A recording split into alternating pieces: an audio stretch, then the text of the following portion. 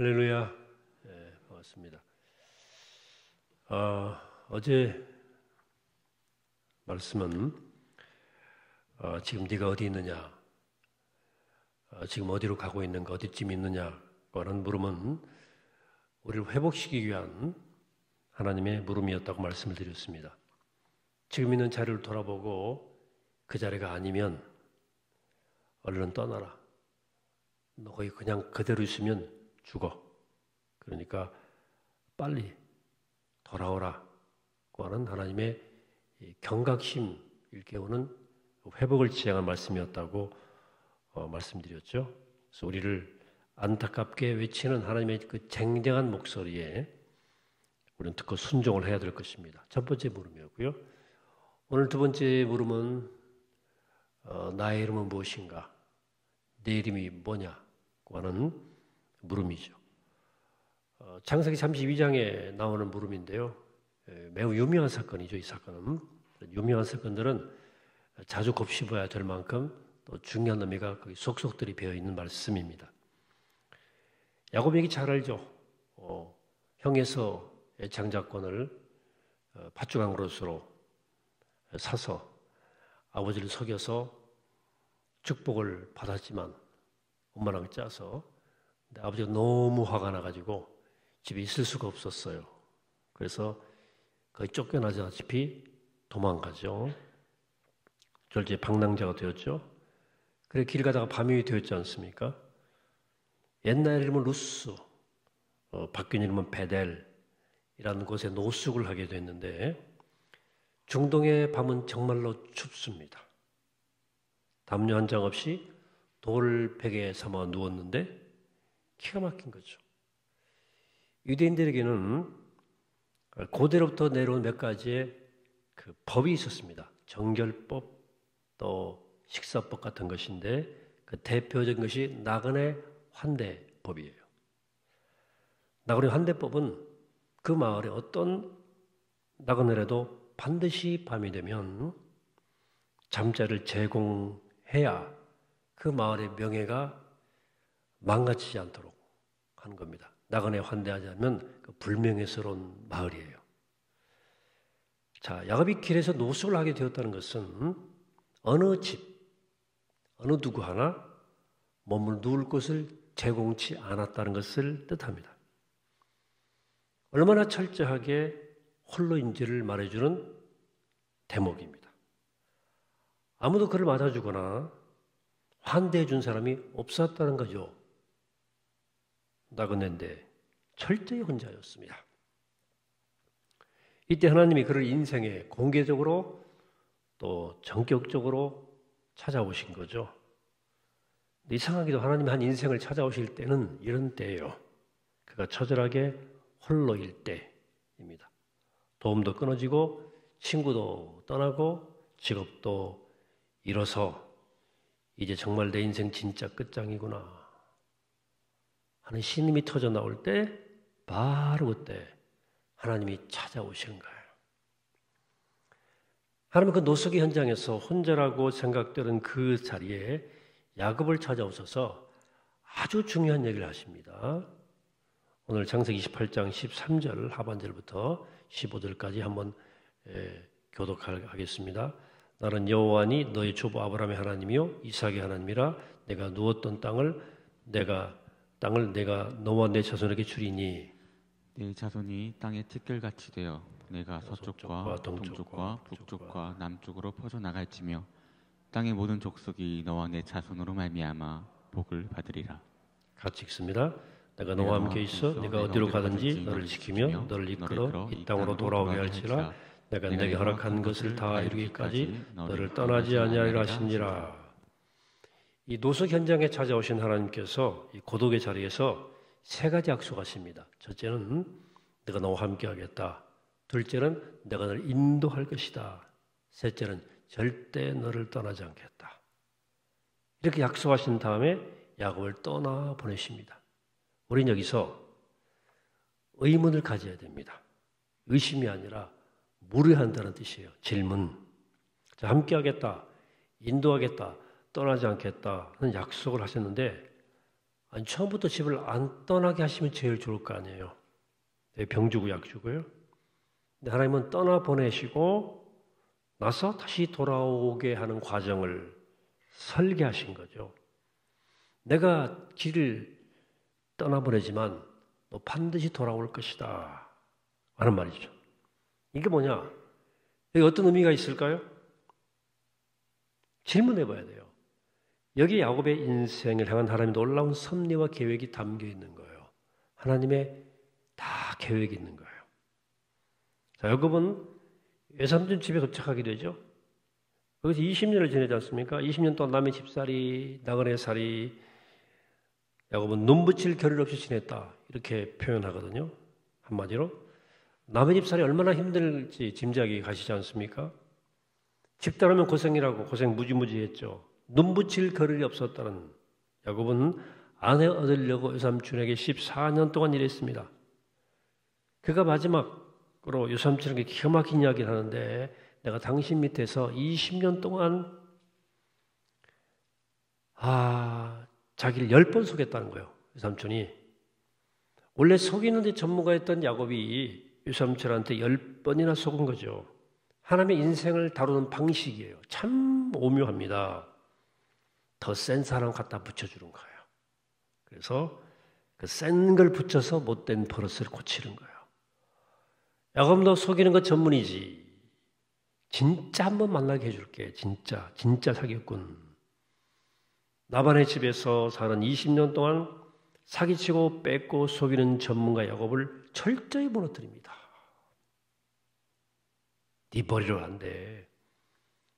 야곱은 라반을 야곱을 사이로 삼을 때 어떻겠어요? 둘째 라헬을 사랑했는데 아침에 눈 떠보니까 레아가 앉아 있는 거예요. 기가 막힌 인생이 시작되는 겁니다. 돌려먹는. 자, 그 세월 지나 때가 되어서 고향을 돌아가게 되는데 근데 형 에서가 걱정인 게 그 불같은 성격이 변했을 리가 없을 것 같아요. 걱정이 이만저만이 아닙니다.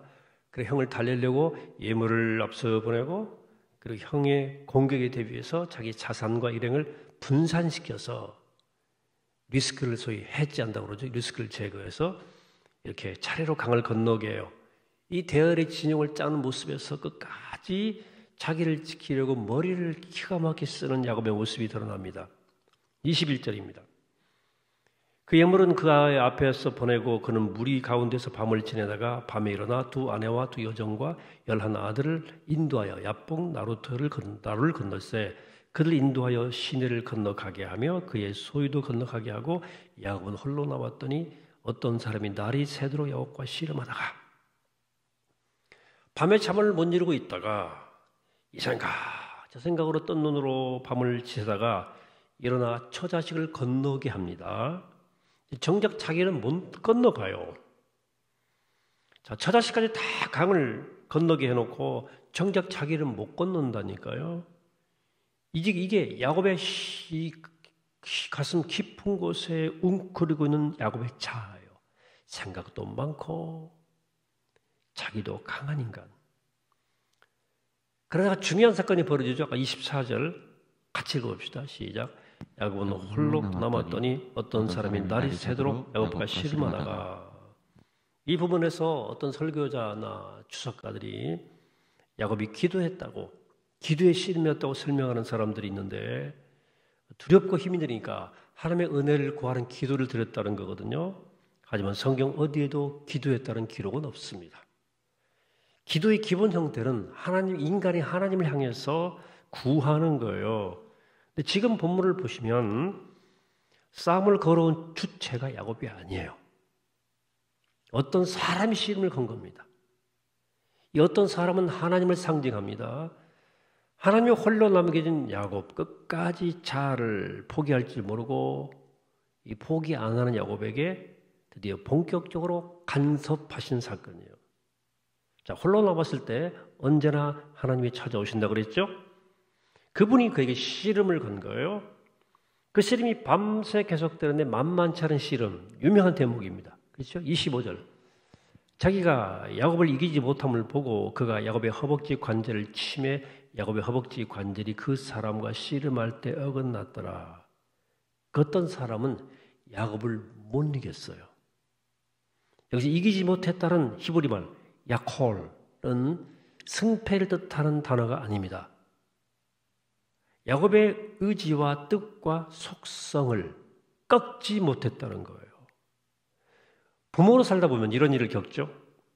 자녀가 아무리 말을 해도 안 듣고 때려도 안 듣고 울며 설득해도 안 되는 경우가 있죠.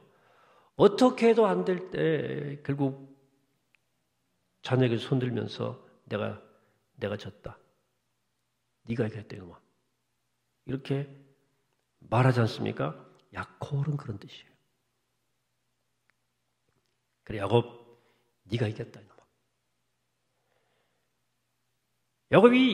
야곱을 이기지 못하니까 야곱이 끝까지 자기 중심적인 삶을 내려놓지 않고 끝까지 버티니까 그러면서 결국은 허벅지 관절을 때린 거예요. 무슨 뜻입니까? 악착같이 자기 존재 방식을 하나님 앞에서 포기하지 않은 야곱을 하나님이 치신 거예요. 심판을 선언하신 것입니다. 그 방법밖에 야곱을 살릴 길이 없기 때문입니다. 우리가 하나님 앞에서 얼마나 질긴 속성과 죄성을 가지고 있는지 허벅지 관절은 몸의 중심부예요. 사실 원문의 의미는 사타구니입니다. 생식기를 중심을 쳐버린 거예요. 몸의 중심을 강타당한 거예요. 너 죽었다. KO. 너 이제 죽은 거야. 라는 심판이에요. 26절입니다. 28절까지 교독하겠습니다. 그가 이르되 날이 세례하니 나로 가게 하라. 야곱이 이르되 당신이 내게 축복하지 아니하면 가게 하지 아니하겠나이다. 그 사람이 그에게 이르되 내 이름이 무엇이냐. 그가 이르되 야곱이니이다. 같이 읽습니다. 그가 이르되 네 이름을 다시는 야곱이라 부를 것이 아니요 이스라엘이라 부를 것이니 이는 내가 하나님과 및 사람들과 겨루어 이기었음이니라. 야곱이 깜짝 놀라요. 이 싸움을 걸어온 분의 정체가 심상치 않음을 알고 깜짝 놀랍니다. 그러면서 이제 벌거벗은 모습으로 살려달라고 비명을 질러요. 당신이 나를 축복하지 않으시면 가게 할 수 없다. 하나님의 은혜 아니면 이제 나는 살 수 없다. 나 죽는다. 나 죽어요. 살려달라는 소리를 지른 거죠. 절박한 상황이죠. 우리 일생을 살면서 이렇게 하나님과 맞닥뜨린 사건이 있어요. 야곱의 이 외마디 비명을 들은 하나님께서 결정적 질문을 합니다. 너 이름이 뭐냐? 이름 뭐야? 이게 뭐래요? 하나님이 야곱의 이름을 몰라서 물으셨을까요? 그렇지 않죠. 이 질문은 야곱 너 지금까지 어떤 이름으로 살았어? 또 어떤 인간으로 살았어? 하는 질문이에요. 너 지금까지 어떻게 살았냐는 질문에 야곱은 처음으로 자기 실존을 하나님 앞에 드러내요. 자기 이름 처음 말해요. 저 야곱으로 살았습니다. 야곱입니다. 이 고백에 들은 야곱의 마음이 뭐냐면 하나님 그래요. 제가 제 인생 주인으로 살았습니다. 내 힘으로 살고 내 머리로 사기꾼으로 살았습니다. 하는 고백이에요. 그러자 하나님께서 이름을 바꿔줘요. 하나님 만나 죽은 야곱이 새로 얻은 이름은 이스라엘이에요.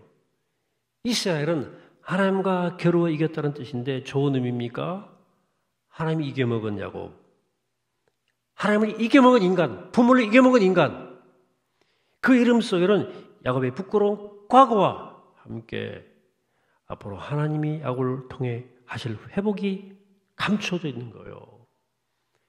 창세기 35장에 이런 말씀이 나오죠. 9, 10, 11절에 이것도 교독하겠습니다.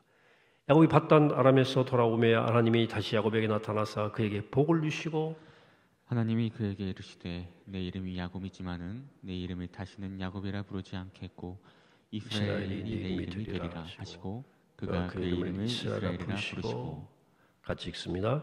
하나님이 그에게 이르시되 나는 전능한 하나님이라 생육하여며 번성하라. 한 백성과 한 백성들의 총회가 내게서 나오고 왕들이 내 허리에서 나올 것이라. 왕들이 내 허리에서 나올 것이라. 허리가 어디예요? 환도, 허벅지 관절, 바로 심판을 받았던 그 자리예요. 부러진 허리에서 나오는 거예요. 이것이 야곱을, 아니 우리 인생을 담으시는 하나님의 놀라운 방식입니다.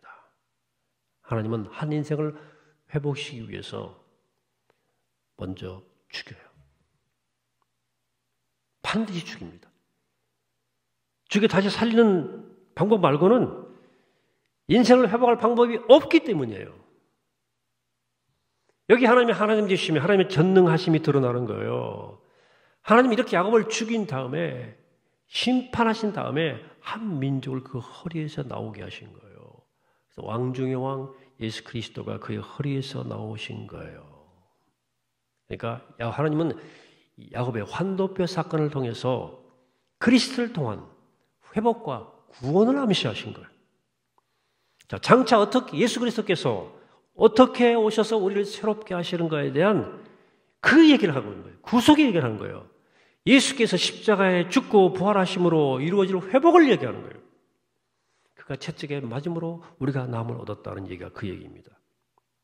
우리도 야복강가에 설 때가 있습니다. 그런 사건 상황들이 인생 가운데 생깁니다. 누구나 한 번은 그 자리에 서야 돼요. 내 전 존재가 심판당하고 무너지는 경험을 하지 않으면 우리는 전적인 하나님의 은혜를 경험할 수 없습니다. 그리고 끝이라고 생각될 때, 내 인생 마지막으로 생각이 될 때, 길이 없다 생각할 때, 무엇인가 두려워 고통스러울 때 제일 좋은 방법은 손 들고 하나님 앞으로 나오는 거죠. 무여지옵소서 손 들고 옵니다. 찬송 있지 않습니까? 하나님은 처절하고 외롭게 고독한 그 삶의 자리에도 함께 하시거든요. 우리가 음부의 자리를 펼치려도 거기 계시는 하나님, 거기서 우리 아버지가 되어주시는 하나님이 계시잖아요. 사랑하는 여러분, 말씀했습니다. 정직하게 벌거벗은 마음으로 야복 강가에 서서 우리에게 너 이름이 뭐야? 너 이름이 뭐냐? 이게 뼈 때리는 질문이거든요. 뼈를 쑤시는 물음이거든요. 그 물음을 잘 들으세요. 여러분들 묻습니다. 여러분 이름이 뭐예요? 이름이 뭐냐고요? 아니 어떤 이름으로 살아왔냐고요? 어떤 인간으로 살아왔냐고요? 그 물음 앞에 하나님 야곱으로 살았습니다. 하나님 저 사기꾼으로 살았습니다. 제 존재 자체가 거짓말이잖아요. 하나님 거짓말쟁이로 살았습니다. 정직하셔야 됩니다. 하나님 앞에서. 그 고백이 나와야, 그 고백이 내 심령 바닥에서 터져나와야 하나님의 새로운 운명을 주셔요. 새로운 이름을 주신다고. 이스라엘, 여러분 내 이름을 정직히 고백하고 내 살아온 삶의 속성을 정직히 하나님 앞에 고백하고 환도뼈 부러진 그 자리에서라도 고백하고 하나님 주신 새로운 이름, 새로운 운명의 길을 살아가는 복된 세대 되시기를 이 아침에 주의 이름으로 간절히 축원합니다. 도와주시겠습니다. 걸어가시고 자비로우신 아버지 하나님, 오늘 야곱이 대면한 이 하나님의 무릎 앞에 우리를 세우시옵소서. 계속 생각하고 생각이 많고 고집스럽고 자아가 강했던 야곱 앞에 하나님 묻습니다. 너 이름이 무엇이냐? 어떤 존재로 살아왔니? 라고 물을 때 야곱처럼 야곱입니다. 사기꾼으로 살았습니다. 거짓말쟁이로 살았습니다. 고백하면서 자기를 온전히 드러냄을 통해서 하나님의 새로운 이름, 이스라엘, 새로운 운명의 길을 살아가는, 새로운 삶을 살아가는 주님의 귀한 종들 되게 하시고 오늘 이 무릎 앞에 정직히 서서 주 인도하심을 따라 하늘의 승리를 맛보는 주님의 귀한 자녀가 되게 하여 주시옵소서. 감사드리옵고 예수님의 이름으로 기도하옵나이다. 아멘.